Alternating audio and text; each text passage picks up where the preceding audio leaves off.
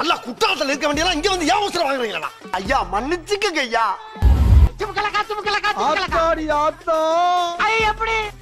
மனசுக்குள்ள Michael Jackson தங்கச்சின்னு நினைப்பு. என்ன தொங்கிருச்சு? ஏய் ஏய் டாமி எந்திரியே. டேய் அவன் யாரா உள்ள கை தட்டினவன்?